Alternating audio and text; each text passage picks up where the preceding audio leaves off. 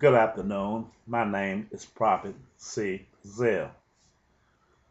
Welcome to another day of Bible prophecy.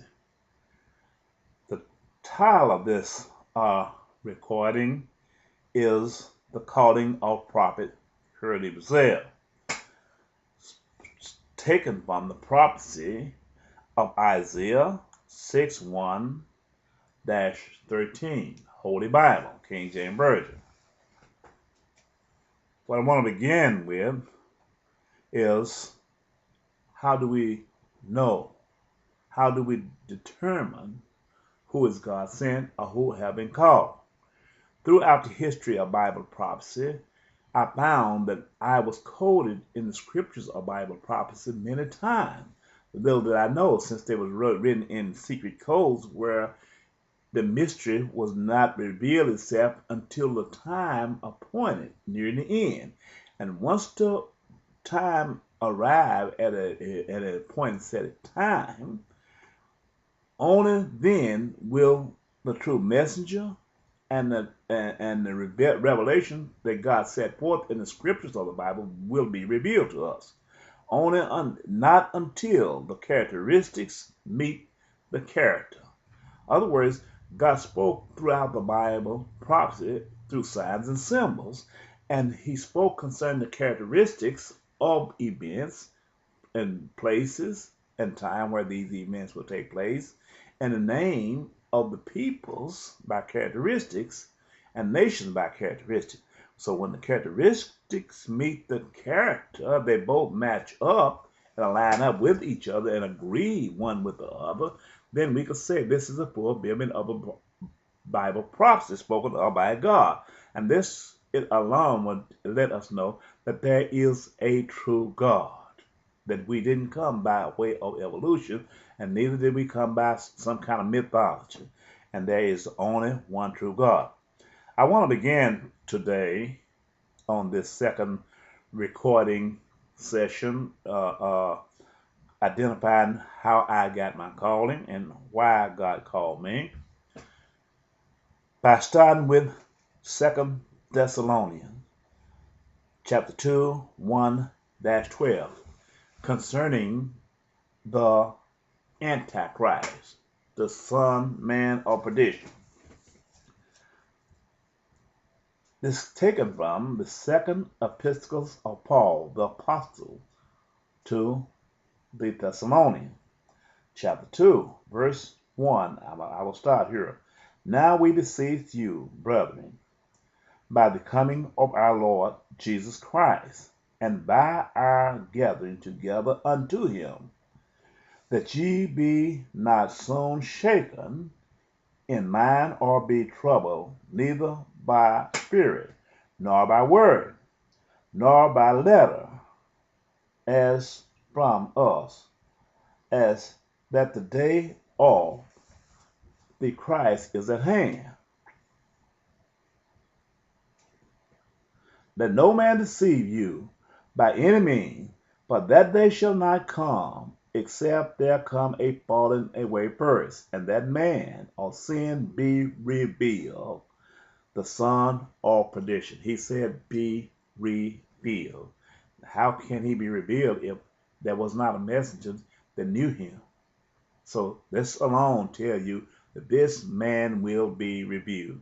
He will be revealed by character and a special identification by a God-sent man. That God will have to send somebody here to reveal the significance of this prophecy.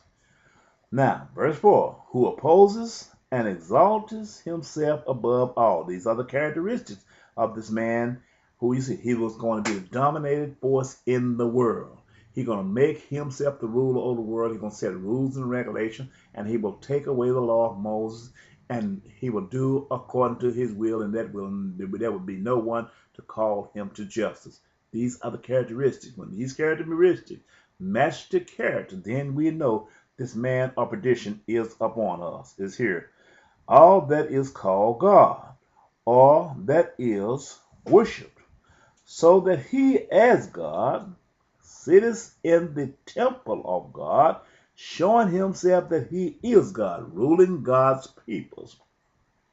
Remember you not that when I was yet with you, I told you these things. It said, remember ye not that when I was yet with you, I told you these things.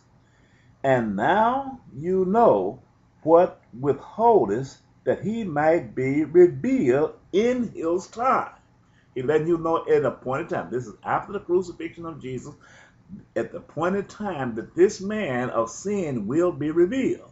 And he tells you through his characteristics, and through somebody, God was going to send somebody to reveal this man, and through his character. For the mysteries of iniquity does already work, only he who now letteth will let, until he be taken out of the way. And then shall that wicked be revealed, whom the Lord shall consume with the spirit of his mouth, and shall destroy with the brightness of his coming. Even him whose coming is after the working of Satan with all power and signs and lying wonders, and with all deceitfulness of unrighteousness in them that perish, because they receive not the love of the truth, that they might be saved. What this is telling us, the peoples in the Middle East is God's chosen peoples. We cannot deny that.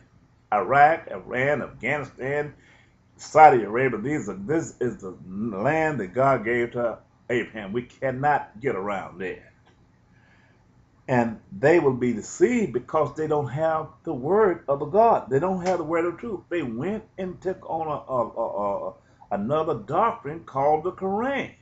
It doesn't have all of these things in here in the Bible. But some have it and some don't. But this is what he said. Now, verse 11, still in the same chapter. And but this cause God shall send them strong delusion, that they should believe a lie. In other words, that man sit up there, brought this here Quran over there, gave to God's peoples. He said in his works, this replaced the Bible. And so in Malachi chapter 1, I believe it is, in Malachi, God said they serve him halfway. In other words, they're serving him, but they say they don't want to serve Jesus. They don't want to call Jesus. They said Jesus is another prophet, another man. He's equal to those people. But I am living proof that Jesus was more than another person. He was a God, sent by God, because I was made an attachment onto him.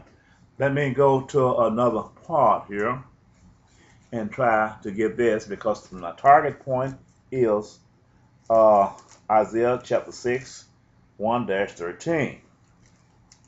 But this is the opening part because I want to show you where I'm going. Now I'm going to go to St. John again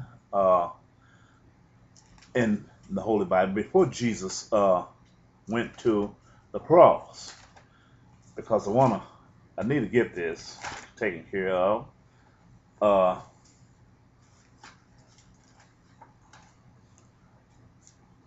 Now I want to go through this completely, because he said this man will be revealed, but Jesus telling you here that in St. John chapter 16, what would happen near the time of the end.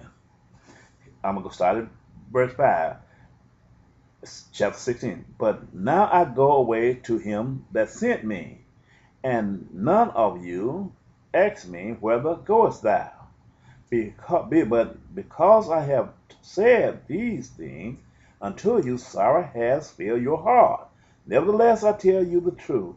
It is expedient for you that I go away. But if I go not away, the Comforter will not come unto you. But if I depart, I will send him unto you. And when he is come, he will